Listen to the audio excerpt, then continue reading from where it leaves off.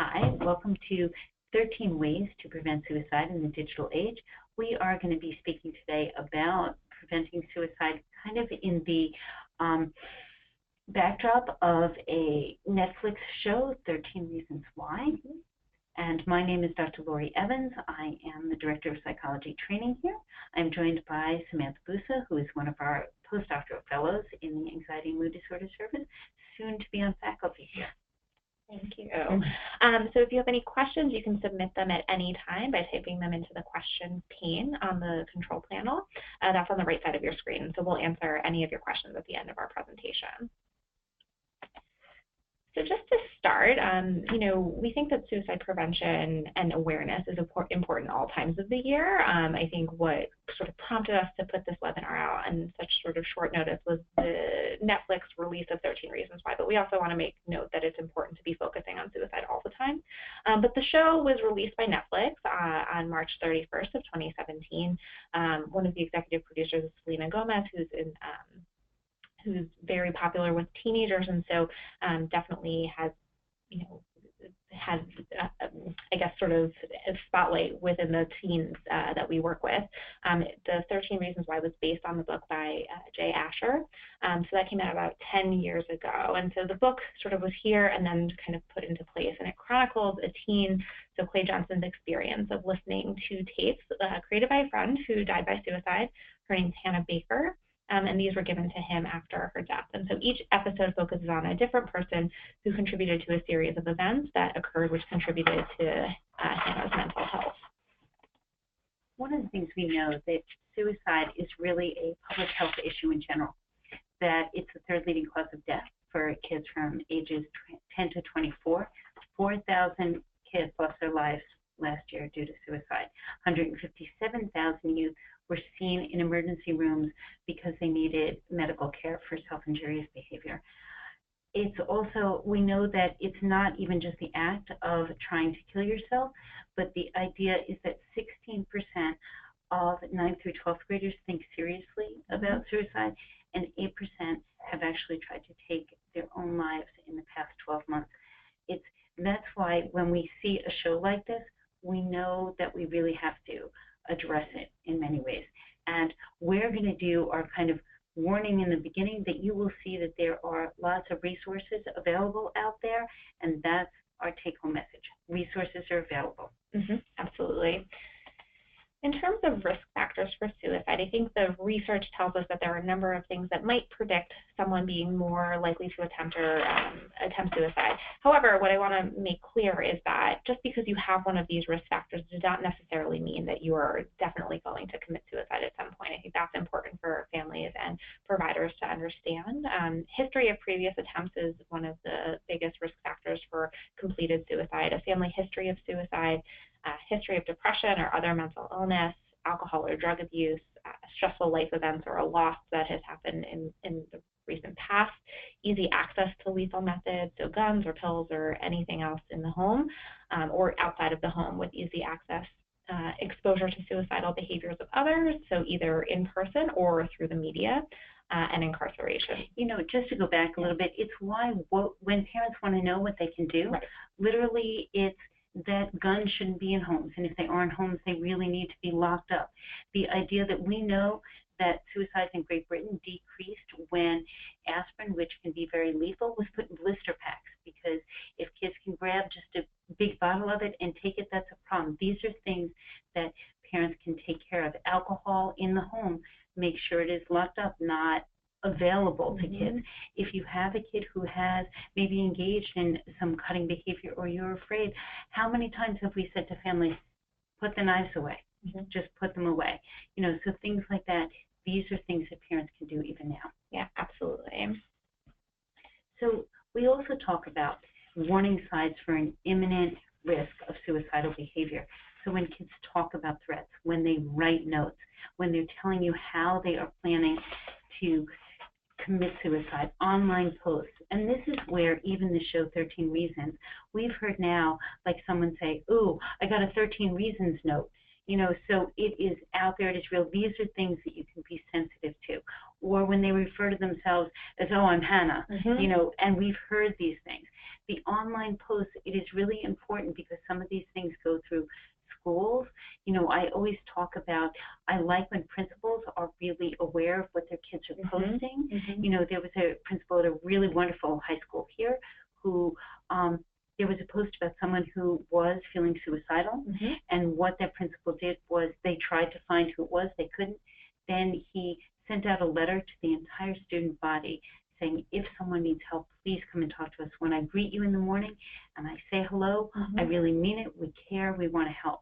That's a beautiful thing. Yeah, absolutely. And I think, you know, continuing that through every single school and doing that every single day, not just in sort of the light of warning signs of suicidal behaviors. We also know that suicide contagion, which is this term that sort of is a buzzword just with the release of the show, it's exposure to suicide within someone's family, peer group, or the media that might increase suicidal behaviors within teens. And so we know that this is a concern with a show like this. This can be direct or indirect, so either witnessing this, having it someone that you actually know, or indirect when it has to do with the media or even a news story. And so what we want to make sure that we're doing is not having suicide reports be repetitive or prolonged in exposure, because that will increase the risk of contagion. I think what's super important to remember, though, is that just talking about suicide with someone does not mean they're going to be more likely to attempt suicide who has never thought about it before. We're not, you know, sort of placing ideas into someone's head. It's important to talk about these things and to be open and not to have the topic be so taboo. So there are ways to decrease the suicide contagion, and this, again, in the light of 13 reasons we have to be very aware of. We don't report simplified explanations. You know, we've been in schools following a death by suicide, and we'll hear someone say, oh, well, their heart stopped beating. It almost makes it sound romantic. You know, that is not the idea. That someone died by suicide is what we say. We're very clear about it. Yet we don't divulge detailed descriptions of the method. And that is, again, in 13 Reasons, there is one of the episodes that I think has caused the most backlash is the dramatic scene of Hannah's actual suicide. And we don't want to give kids an understanding of the method, you know, so that we can avoid the duplication of it. We don't glorify the victim, and this is different. You know, when you have a death by other means, sometimes there are huge memorials, and, you know, sometimes we'll raise funds for whatever cause.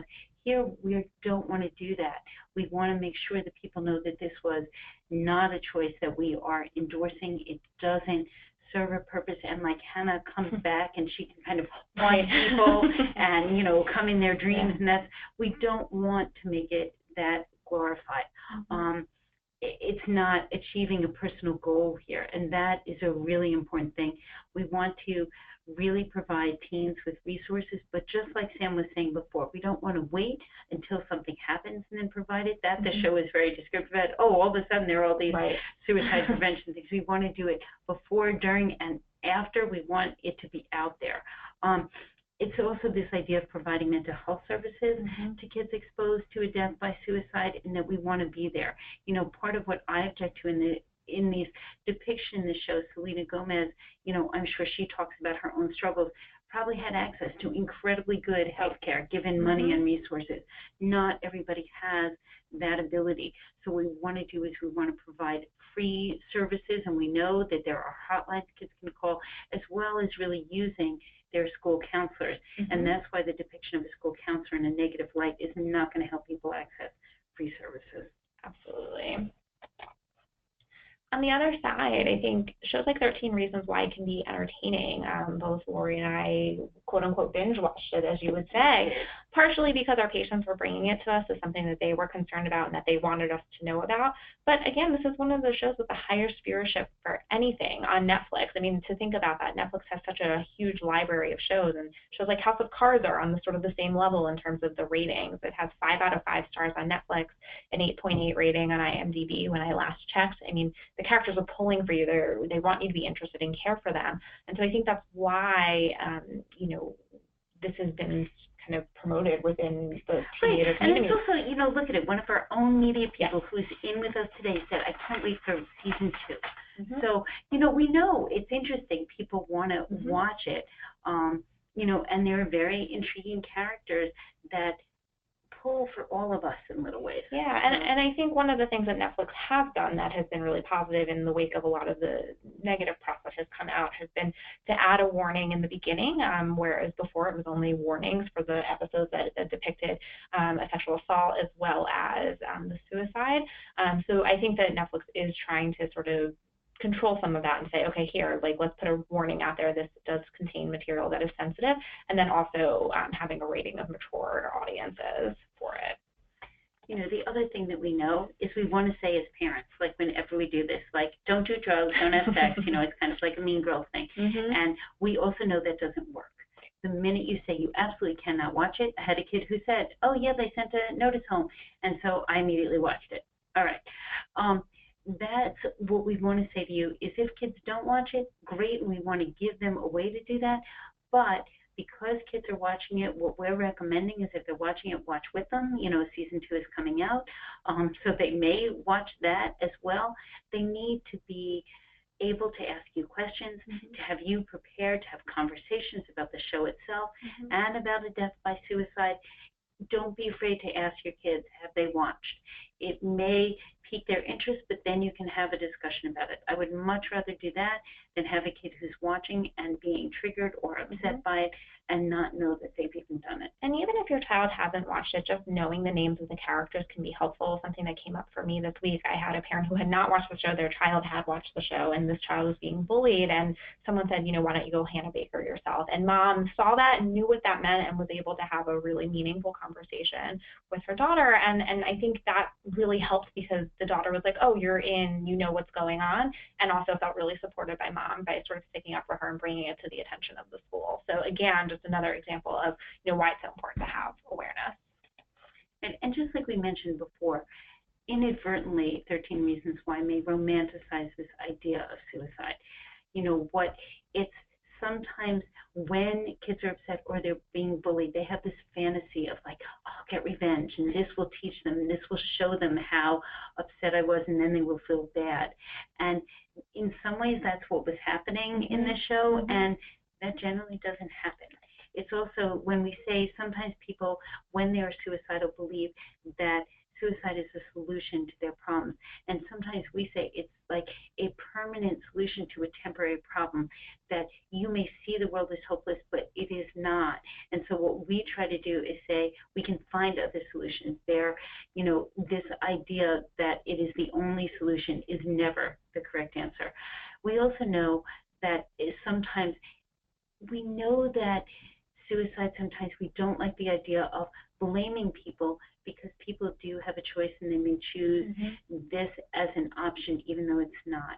It can't be prevented by just one session with a counselor. We want to talk about this idea of people need help and that idea that it's no one individual's fault that someone chose death by suicide. Right, and I think one thing that you and I have talked quite a bit about is just the lack of parent involvement in the show in general. I think that was really shocking to both of us as we watched. The lack of parent involvement, yet that they didn't get a tape. That's where I'm like, wait, they got no side in it. Usually teens, and you know, for parents who are watching, we all know that teens blame their parents for everything. So it's amazing that the parents did not get, you know, a tape about their own responsibility here. But I do think, yes, most parents are caring. Certainly they want their kids alive, but it's that idea of we have to be more aware and know what's going on in our kids' lives. Absolutely. So parents and educators have a really tall task of helping kiddos process these series, such as 13 Reasons Why and other series that are out there. I think ways to do this are asking your child if they have watched. Don't recommend that they watch. I wouldn't say to, you know, a teenager like, oh, you should totally watch the show. You'd be interested in it. If your child does watch it with them or make time to talk about it afterwards, and listen and validate your children's comments. So I think this idea of validation, of providing a space where you're listening, reflecting what you're hearing, not necessarily making judgment about that. I think when we are, you know, as adults, we try and problem solve for kids instead of sort of hearing what they're saying and understanding where they're coming from. And so really providing that validation that their feelings are normal, they make sense. If they weren't affected by it, that's okay too. If they were, that's also okay. and just asking your child about other kids who might be experiencing suicidal thoughts or themselves. And I think just being a community and caring for the kids in the community. Because we do know with kids and teens that often before an adult knows, before peers know about other peers who are at risk. So we want to encourage kids to come forth, because what happens with kids is they say to their friend, can I tell you something as long as you keep it private? And they may tell them about feeling suicidal or hopeless, and those kids feel very stuck because it's like, but wait, it's a secret, I shouldn't tell. And we always tell kids, look, here's the risk you take. If you don't tell and something, God forbid, happens, they die by suicide, that we can't live with. If you tell and they get mad at you, we can repair a friendship. And even if not, they're alive, and that's better. And that's the choice they sometimes have to make. Absolutely. So we know that we want parents and educators to feel comfortable with giving direct instruction. So we might have to tell them, a kid doesn't want to watch. So we know that the pressure in the school is like, ooh, you should watch it. So how do you say no? You literally can do the old, I believe in throwing parents under the bus, and my parents would kill me, I'm not allowed to watch. Okay. Or no, it's not my thing. I don't really want to watch. The idea of, it's also, if there are scenes within the series that are distressing, it's okay to walk away, go to the bathroom, go do something, cover your eyes. We've all done that during different scenes in different movies. You are not mandated to watch every part of it. And when there are those warnings beforehand, you can almost say, ooh, you can tell something bad is coming up. Why don't we, get a drink? Water is good. Water is good. I think we also want to remind kids that suicide is never the only option. I think one of the hard things about this show in general is just that, kids might think that this is the only way to go about it. Hannah did sort of look to many different resources. I think, she only had one appointment with the counselor. I think we would encourage kids to try one more counselor, try the other counselor that's in your school if you feel really invalidated by that first counselor. But suicide is never the only option. I think talking to others and getting support is super helpful. Right, and this idea that even in this, that there is help available, counselors, I tell kids all the time, you may not like me, that's okay. We have lots of other people who I can refer you to, but not getting help is not an option. Your parents are going to keep going. So if it's about getting help, you like me, good enough, we'll stay. But if you don't, there are other people and we can help you find them. Absolutely. So this idea of, we were triggered by 13 Reasons. So was a large segment of the population that is, on the news talking about this, teachers, everybody is concerned. It's okay if you were too. It is normal. This was a distressing series in many ways. And the reason why even sometimes things on Netflix have a big flare and then die down, this is going to keep going, especially if there is a season 2. And so we want to make sure that people are aware of it. It's okay, and it's okay to talk about it, and we'll use it in the most productive way we can. Yeah, and I think also remembering we're both therapists. We both work with chronically suicidal teens on our dialectical behavior therapy team. I think we actually sought out support from each other, and we're really lucky to have that. So if you as a parent want to seek support from your peers, that's also okay too. It's completely normal.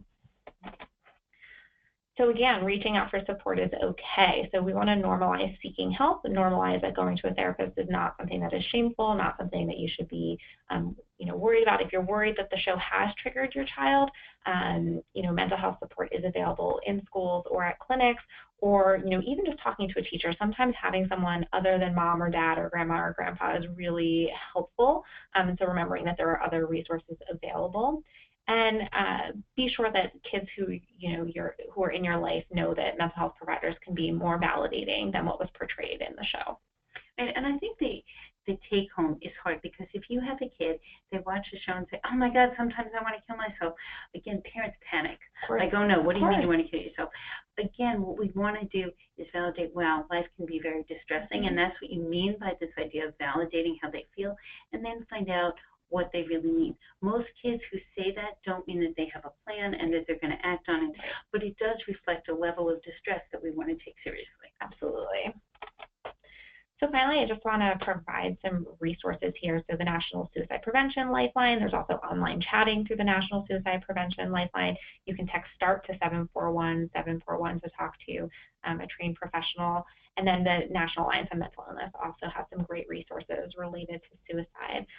But we would like to just have the opportunity to take some questions today. So I'm going to get past the iPad over here. So let's start here. As a parent without a professional background in mental health, how can we prepare for meaningful conversations about 13 Reasons Why and suicide? I think that's the good thing about this being so popular. There's lots of stuff out there. You want to go to the more well-respected sites. Things go for the .org, not .com sites, but things like NAMI, like you're talking about, or suicide prevention, so that you will see how to talk to your kids about suicide prevention, how to hear some of these distressing things that they might talk about. There are resources out there. There are things on our webpage Absolutely. as well. So our second question is, I personally did not feel that the book glorified suicide. This is from a middle school teacher, but provided great thought-provoking moments about how our words and actions can harm someone more than you think. Do you think that reading the book could be triggering as well? I think this is a great question. A lot of the kids that I work with, when I was working in clinics before, had talked to me about the book, and I had done some research into it. I think the general consensus is that the book is not as graphic as what was depicted within the Netflix show, and especially in terms of the suicide itself. And so I think, reading the book, I don't know if I would necessarily recommend it if kids are going to read it. I guess that's okay, but being, again, open and willing to have a conversation about it, because I do think that overall sort of the message is not what we would recommend for suicide prevention. Right. I think, when you think about it, there are books out there where teens are depressed and the outcome is somewhat more positive. And again, you don't want to be a Pollyanna and make it sound like it's not a serious thing, but books tend not to be as triggering as movies yet. When kids are at risk, we still want the kids. Most of the kids who I know who knew the book were kids who had a pre-existing depression. Some other kids were just well read, but it's amazing who found that book when it was published. Absolutely. So do you think it's appropriate for teachers to bring up an open discussion around the show related to suicide in their classrooms? Again, I would want teachers, if they're going to do that in conjunction with a mental health professional in the school, because again, often in schools there are kids who we know are at risk and may have been identified. It may be important to know, just like you were going to do a trigger warning for the show, an open discussion might be difficult. Again, even if we're talking about bullying, you don't want a bully and a victim in the same discussion group without really careful understanding of what the boundaries are. It's like conflict resolution is a great thing, but not when you're dealing with a bully and a victim, because they're not of equal power. So again, this is a very sensitive topic. It's okay to bring up. I think I would want to focus more on the positives, how we get along, how we report these incidents if they're happening, and what the school is doing to help. That's an open discussion. And the idea of, again, there are just resources out there, but I would do those things with the school social worker, with the school psychologist, if there is one. What if we feel concerned that a vulnerable student may have watched the show, but we aren't sure? Should we ask, or do we risk introducing the show and making it seem interesting to watch? I think this is a really good question. I think, I would encourage actually the parent to ask, like, have you watched the show? Because it seems a little less sort of random, I guess you would say, unless you have a working relationship with this kid, you're doing counseling with them in the school. I do think that we don't want to be afraid, and sort of giving the parent the option to ask about it, making sure the parent's aware of it. If we're concerned about a vulnerable student, we want to make sure that they have the services in place if we need them. Right. I've asked, most of the kids who are from our DBT team, or I'm treating, who are depressed, I asked if they saw it. What was amazing is some kids came in with it and they were talking about it right away.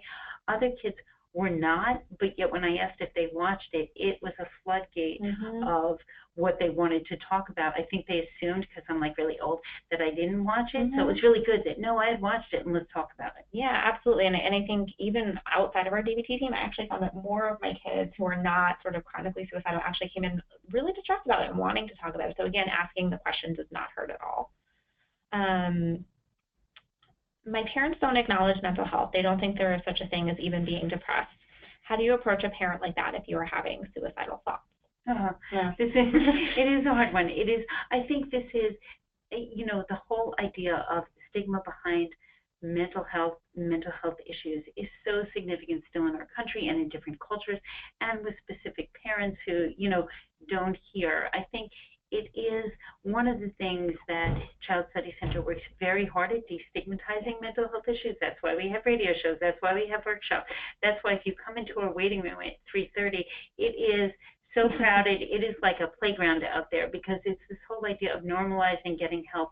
But I think if your parents are not hearing you or you have parents who don't, that's where you go to your school counselor, someone who is accessible to you. Go to a trusted adult who you can then hopefully help work with your parents. It's not an overnight thing that we get people to understand it or the impact. Absolutely. And I think the other thing to keep in mind is there are hotlines, there are ways that you can get in touch, and that we have all worked with kids who've called a hotline or even just gone to an emergency room if you're feeling you're at imminent risk.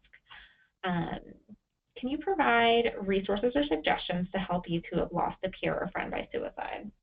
Again, I think, if you go to the resources that we have, they also have, sections of their website about how to deal in the aftermath, of a death by suicide. So there are resources there. Yeah, and also for people who work in schools, the National Association for School Psychologists actually has wonderful resources for how to manage this within the school setting. And then there are also clinics who will provide services like ours, and we can come and talk to your school. Right. We have a crisis team who literally goes out to schools and provides whatever they need in the aftermath of any type of crisis, but suicide certainly. Absolutely. I know children at my son's New York City public middle school are watching this and talking about it. My son has struggled with suicidal thoughts since November and is in treatment currently. Do you think it's worth asking his middle school to address this at school, or is it best to deal with it at home one-on-one?